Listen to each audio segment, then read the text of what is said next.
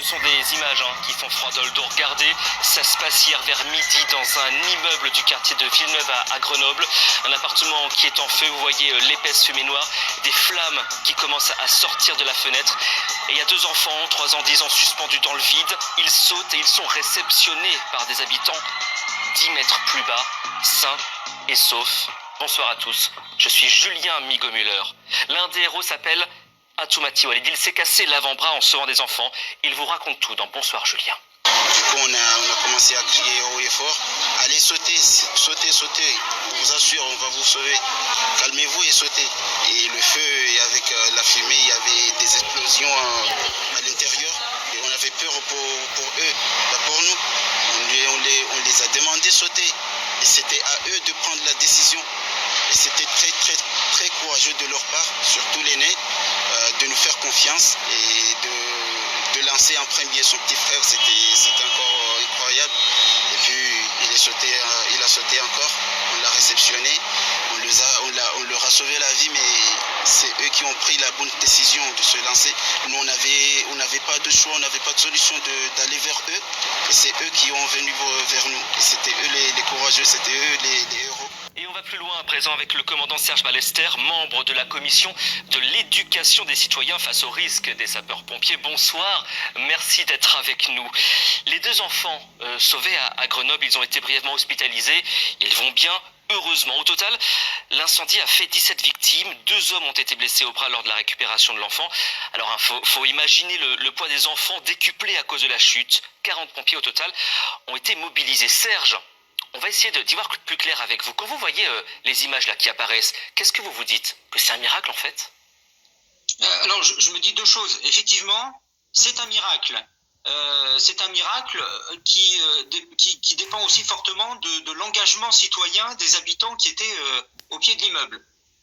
Mais aussi ce sentiment un peu de colère de savoir que des enfants de 10 ans et 3 ans peuvent se retrouver dans ce type de situation. Mais dans le contexte d'un incendie domestique, un incendie ne doit pas menacer la vie des gens de telle sorte. Voilà. Il y a des solutions pour qu'on n'en arrive pas à cet extrême, y compris pour des enfants. On va parler d'un chiffre à présent. La majorité des décès dans les incendies, 80%, eh bien, ils sont dus à l'inhalation des fumées toxiques. Mais il y a aussi un réflexe humain qui peut être dramatique, c'est celui de sauter dans le vide. Serge, est-ce que c'est l'instinct de survie qui nous pousse à fuir les flammes à tout prix? Qu'est-ce qui se passe en fait dans nos têtes à ce moment-là? Alors, c'est très complexe à expliquer. Les notions de panique, d'instinct de survie, etc. On n'est plus du tout dans un domaine de réflexion, d'analyse. Oui, on peut parler d'instinct de survie. Ce qui est contradictoire, c'est que très certainement par manque de connaissances ou de sensibilisation, il y a des actions qui sont beaucoup plus efficaces et qui nous permettent de rester en vie que celle de sauter par une fenêtre du 3e étage, avec un premier étage bien surélevé. Mais l'enfant de 10 ans a également eu un comportement qui a sauvé son petit frère. L'instinct de panique, il est très individuel. D'accord ? Donc, il y a quand même eu cet instinct de fraternité qui est resté. Donc voilà, ça aussi, c'est à noter. Et c'est une belle histoire. Alors d'après les premiers éléments de l'enquête, les 2 enfants, ils étaient seuls dans l'appartement où a eu lieu le départ de feu et ils se seraient d'abord réfugiés dans la cuisine. Ce qu'il faut savoir, c'est qu'au début de l'incendie, il y a des témoins qui ont tenté d'approcher une nacelle du balcon mais sans succès. Serge, on a une question là encore à vous poser. Des enfants seuls qui sont dans un appartement qui prend feu en fait, vous voyez ça souvent ou pas? Statistiquement, je pourrais pas vous répondre. On n'a pas vraiment d'études statistiques, mais c'est quand même des situations qu'on rencontre assez régulièrement. Pour des enfants de 3 ans, non. Bon, là, il était avec son grand frère. C'est plutôt, autour de 10 ans, 12 ans, 13 ans, qu'effectivement, il arrive assez couramment que les parents s'absentent pour des courtes périodes. Voilà, vraiment pour une très courte période. Alors, il y a s'absenter physiquement, et puis il y a aussi diminuer sa vigilance. Et donc ça, sur ces courtes périodes, c'est beaucoup plus courant, effectivement, sur ces enfants qu'on commence à considérer comme suffisamment grands et responsables pour pouvoir rester seuls quelques minutes. Alors à Grenoble, l'histoire, elle se finit bien, mais c'est malheureusement pas le cas à chaque fois. On estime à 76 000 cas par an, le nombre d'incendies domestiques en France sur un total de 305 000. Ça représente, écoutez bien, une intervention des pompiers toutes les 7 minutes. 70% des incendies meurtriers ont lieu la nuit, 10 000 personnes sont blessées chaque année, 800 personnes perdent la vie. Après la noyade, l'incendie, c'est la seconde cause de mortalité par accident domestique chez les enfants de moins de 5 ans. 25% des incendies domestiques sont provoqués par des problèmes électriques. Et puis on voulait donner cet autre chiffre également. Un incendie sur 5 démarre dans la cuisine. Parmi les autres causes, eh bien, il y a les sources de chaleur comme les lampes ou les convecteurs trop près d'une matière inflammable, attention donc, mais aussi des enfants qui jouent avec le feu, comme des allumettes par exemple, l'utilisation de bougies également, une cigarette mal éteinte ou bien des équipements comme une chaudière qui pourrait être mal entretenue. Serge, quels sont les bons gestes, le bon comportement à avoir quand il y a un incendie chez soi ? Alors, vous savez, quand il y a un incendie, c'est une situation qui est très dangereuse puisqu'elle menace la vie. Les actions qui doivent être réalisées doivent être très rapides. Elles se font dans un contexte et un environnement qui est très hostile et peu connu par les victimes. Et surtout, le contexte est très différent. Donc, c'est très difficile de résumer en quelques secondes, déjà de résumer, et en plus en quelques secondes, les gestes adaptés, parce qu'ils dépendent de la situation, en fait. De manière générale, si je dois résumer, je vais prendre l'exemple de la mission des sapeurs-pompiers. C'est de protéger les personnes. Ensuite, c'est de protéger les biens. En 2 secondes, je vous explique le principe. Quand il y a un incendie d'habitation, la priorité des pompiers, c'est pas d'éteindre le feu, c'est de sauver ou de mettre en sécurité les personnes qui sont à l'intérieur. Cette philosophie-là, elle doit être la même pour les personnes qui sont confrontées à un incendie. C'est d'abord leur propre protection, la protection des personnes avant la protection des biens. Ça veut dire que les personnes ne doivent pas tenter d'éteindre un feu, parce que là, c'est aller s'exposer au danger, s'exposer à son ennemi, mais elles doivent d'abord se mettre en sécurité, c'est-à-dire non seulement ne pas essayer de s'attaquer aux flammes, alors que ce ne sont pas les flammes qui menacent, ce sont surtout les fumées, donc ne pas s'attaquer aux flammes et se préserver des fumées, mettre en sécurité tout le monde, ensuite alerter, et ensuite agir en fonction de ce qu'on peut faire. Couper le gaz, accueillir les pompiers, etc.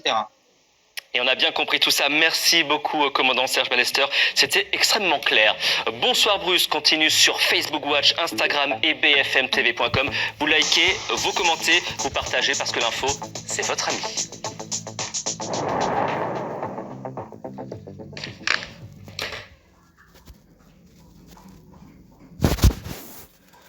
إذا السلام عليكم الإخوة والأخوات، مرحبا بكم معنا من جديد في قناتكم عجوز استفدوا، قناة المعلومة البناءة. نسأل الله السلامة والعافية ونسأل الله مغفرة الذنوب إن شاء الله الرحمن الرحيم. كما شفتوا معنا هذا الفيديو اللي صراحة خديتهم يعني بي اف ام تي في اللي لونسات مؤخرا البلاتفورم ديال بونسوار. هي هذا لو سيت ديالهم وهذا بونسوار بروس. صراحة تفاجأت أنا بعد يعني يعني الإنقاذ العجيب اللي داروا داك الإفريقي، وكلنا أفارقة لا للتمييز، يعني في فرنسا. صراحة شيء يعني بديك الطريقة كيتلاحوا بجوج يعني بالتروازيام ايطاج، ويعني كيتلقاو لهم بديك الطريقة ومغامرة بالنفس. نحن الأفارقة صراحة ما شاء الله يعني قمة الإنسانية وقمة الرجولة وقمة يعني صراحة والله. يعني ديما كان الحدث اللي قبل شحال هادي ديال داك الإفريقي تا هو اللي طلع نقد هذاك يعني داك الدري الصغير تا هو نقدو يعني ما يطيحش، ودابا كنشوفوا هاد لو سوفتاج. نسأل الله السلامة والعافية. وكان نادي من هنا يعني نتمنى هذا الفيديو يتبارطاجا، ولكن لو بيت ماشي يعني لو بيت يكون هو لإعطاء يعني أموا يعني اعتبار لهاد الأفارقة وتسوى الوضعية لهم وتريغولاريزا لا سيتياسيون لخوتنا. نتمنى يعني ماكرون يشوف يعني يشوف بوجهة الإنسانية، يعني مادام واحد راه يعني شوف الروح اللي عنده، يعني راه باغي يخدم، باغي يدير، باغي يسوي الوضعية، باغي يقدر كو يعني ما ياخدوش علينا مدرسة فابا. ونتمنى يعني تسوى الوضعية لإخواننا في المهجر وخاصة في فرنسا، وكاين اخبار على تسويه الوضعيه ان شاء الله الرحمن الرحيم. نتمنى هذا الحدث ما يدوزش غير هكا، ونتمنى من الجمعيات والمؤسسات وكذلك يعني المهاجرين الغير النظاميين ياخذوا هذه النقطه يعني بعين الاعتبار ويبريسيو عليها ويبينوا لهم بان لي زافريكان يستاهلوا تسويه الوضعيه، لانهم يعني كيغامروا بحياتهم ويعني بكل ما عندهم من اجل يعني العيش الكريم. نتمنى يعني يكون توصلتكم الفكره ديال هذا النهار، وتكون وصلكم الهدف من هذا الفيديو، ان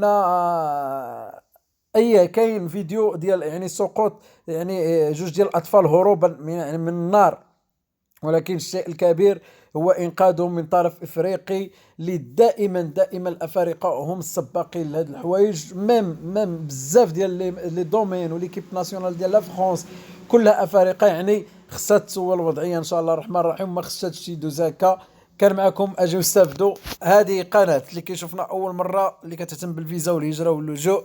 إلى فيديو قادم إن شاء الله، مع السلامة.